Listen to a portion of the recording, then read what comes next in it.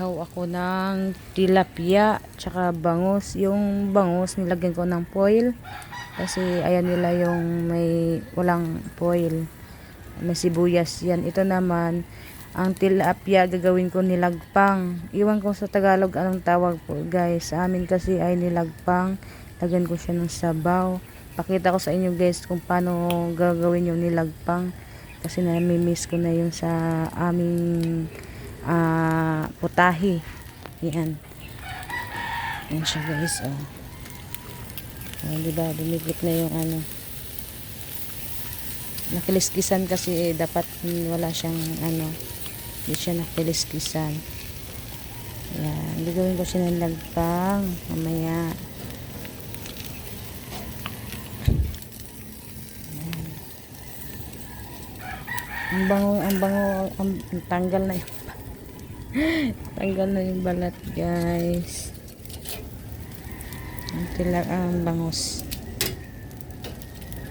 Ayaw kasi nilang walang foil.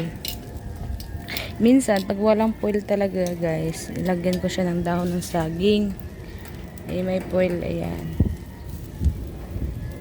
Aking inihaw na tilapia, warak-warak na. Warak-warak na yung tilapia guys. Kasi natanggalan kasi ng kiliskis yan.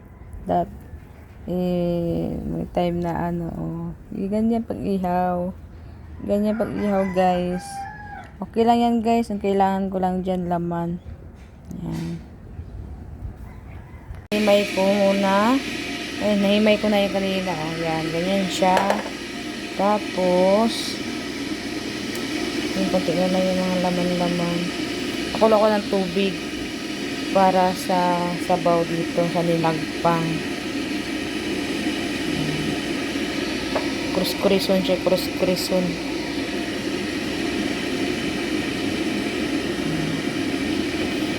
Ito na mga pakain ko sa aso.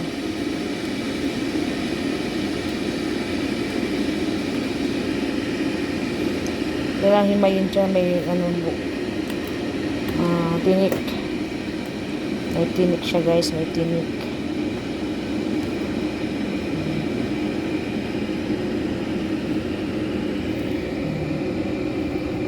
Diba?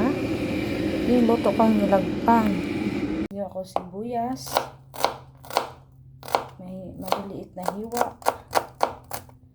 Kasi maliit yung ating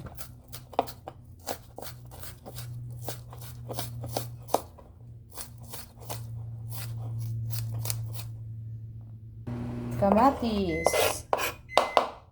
Kamatis. Para masarap yung ating nilagpang.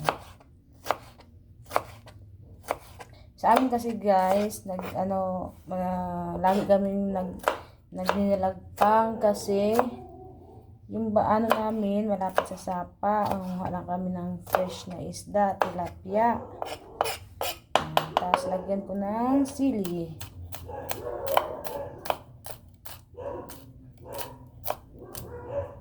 Yan, sili.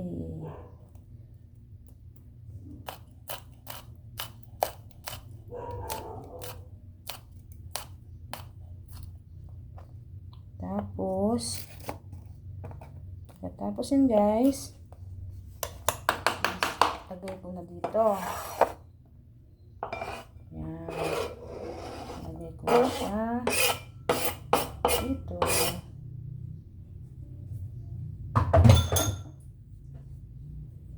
Yan guys, lagyan ko siya ng sabaw. Yan, yummy. Ang sarap nito. Yan, sarap. Tapos sarap, tsaka asin. Iodize. Yan, ganun lang.